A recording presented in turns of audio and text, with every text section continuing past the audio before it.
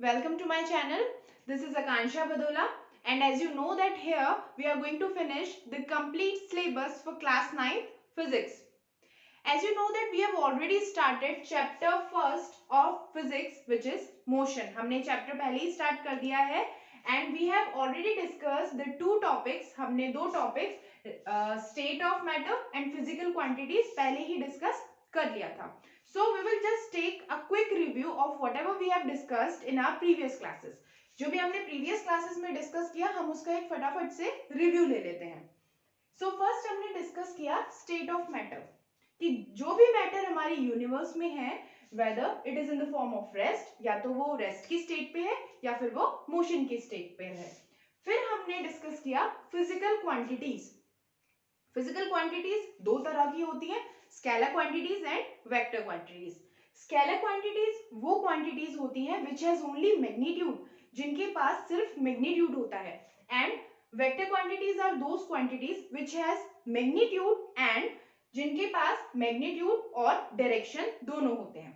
Scalar quantity only magnitude and vector quantity magnitude plus direction. So the third topic we are going to discuss today is distance and displacement. Distance is the actual length of the path covered by a body. इस चीज का क्या मतलब हुआ?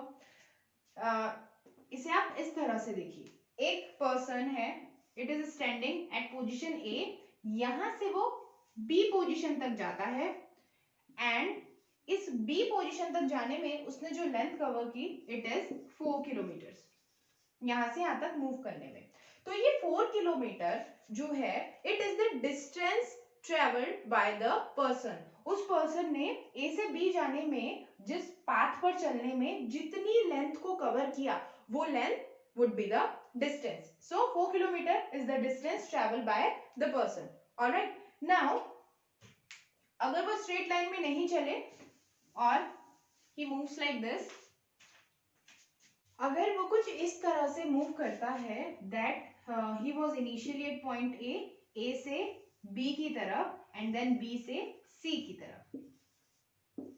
A से B तक की जो लेंथ होगी 4 किलोमीटर, A से B के बीच की length B to C 3 kilometre. अब उसने इस पाथ पर चलना शुरू किया. The person started to move on to this path. Okay. So यहाँ पर वो कितनी डिस्टेंस ट्रेवल करेगा A से C तक पहुंचने में. A से C तक पहुंचने में what would be the total distance? 4 plus 3 which is equal to 7 kilometer. So distance is the length of the actual path covered by the body. मतलब distance जो उसने इस पाथ पर चलते हुए एक्चुअल लेंथ को कवर किया, जिस लेंथ को कवर किया, जैसे A से B तक जाने में 4 किलोमीटर एंड B से C तक जाने में 3 किलोमीटर. सो जो एक्चुअल डिस्टेंस हुई वो कितनी हुई? 4 plus 3 it would be 7 kilometer is the distance traveled by the body. So I hope this is clear now. अब हम डिस्प्लेसमेंट को समझेंगे.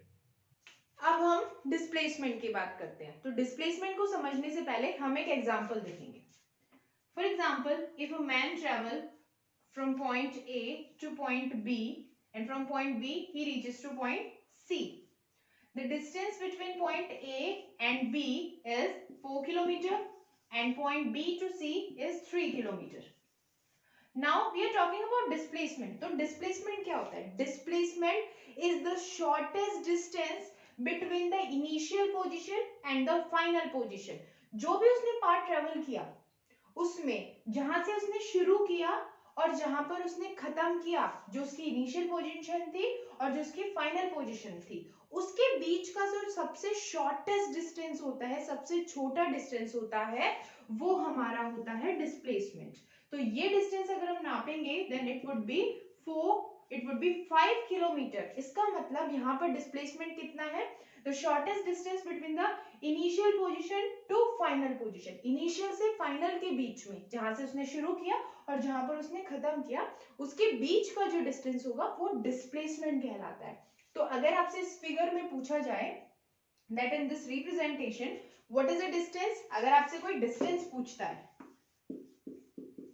distance, then what would be the answer? The answer would be 4 plus 3 which is equals to 7 kilometre. 4 plus 3 7 kilometre हो जाएगा. और अगर आपसे कोई डिस्प्लेसमेंट के बारे में पूछ रहा है, then what would be the displacement? Then it is the shortest distance between point A to C, that is 5 kilometre. तो अगर आपसे डिस्प्लेसमेंट के बारे में पूछा जाता है तो डिस्प्लेसमेंट आपका कितना होगा? 5 किलोमीटर.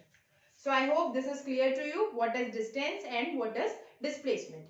अब इसको हम clear करने के लिए the difference between distance and displacement, we will take one more example. हम एक और example इससे related लेंगे. We will take one more example. In this example, we will consider a rectangular pathway. हम एक rectangular path के बारे में बात करेंगे. Okay? एक रेक्टेंगुलर पाथ का हम एग्जांपल लेते हैं. इसमें हम ये एज्यूम करते हैं that the person started from point A, reaches point B and then C and then D and then again to A.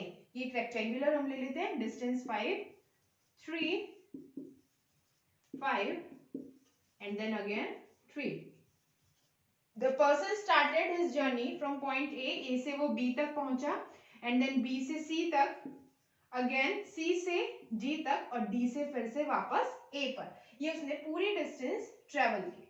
तो अगर आपसे पूछा जाए कि यहाँ पर डिस्टेंस कितनी होगी, तो अगर हम डिस्टेंस की बात करते हैं तो डिस्टेंस ए से बी, अगर हम डिस्टेंस की बात करते हैं यहाँ पर तो डिस्टेंस ए से बी जाने में 5, B to C 3, C to D 5 and then D to again at A 3. Answer कितना होगा? 8 plus 8 would be 16 kilometer is the distance traveled by that person. 16 kilometre ये टोटल डिस्टेंस है. अगर हम बात करते हैं आप डिस्प्लेसमेंट की, अगर हम बात करते हैं डिस्प्लेसमेंट की, तो डिस्प्लेसमेंट यहाँ पर कितना होगा? What would be the displacement? Displacement कितना होगा? हमने अभी डिस्प्लेसमेंट के बारे में क्या सीखा? The shortest distance between the initial and final position. तो अब उसने शुरू कहां से किया है? He has started from point A से शुरू किया और उसने एंड कहां पर किया? What is the final position? What is the end position? A पर आकर वो दोबारा से रुका. ए से B to C to D and then again D to A. तो इनिशियल शुरू भी ए से किया और खत्म भी कहां पर किया? ए पोजीशन पर. तो डिस्प्लेसमेंट कितना हुआ? What would be the displacement? Displacement would be 0. Displacement would be 0. तो यहां से हमें समझ आया that if a body is in motion, कोई बॉडी मोशन में है तो उसका डिस्टेंस हमेशा कुछ ना कुछ वैल्यू जरूर होगी. It can never be 0. Distance कभी 0 नहीं हो सकता, लेकिन डिस्प्लेसमेंट 0 हो सकता है. डिस्टेंस कभी भी 0 नहीं हो सकता. जैसे कि हम थोड़ा सा भी मूव करें, if I move from this position to slightly this position to this position, I have covered some distance. मैंने थोड़ी सी डिस्टेंस कवर की, लेकिन डिस्प्लेसमेंट 0 हो सकता है. जैसे कि इस एग्जांपल में the person has started moving from point A, then he again reaches to point A after covering this distance. these distances, ये distance cover करके वो दोबारा A पोजीशन पर आ गया.